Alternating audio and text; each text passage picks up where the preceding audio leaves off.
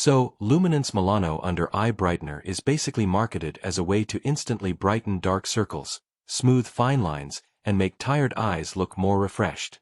The company claims 98% of users saw visible improvement within 24 hours, but that's based on a company survey rather than proof that everyone will get the same results.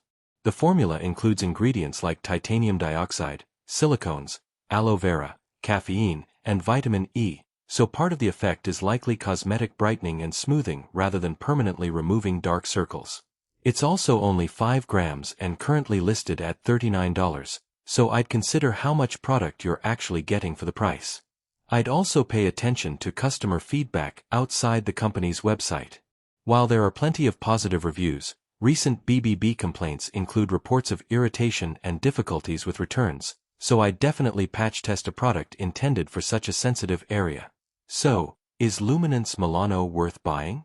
It could be useful as a makeup-style brightener, but I wouldn't expect it to permanently fix genetic dark circles or major under-eye concerns.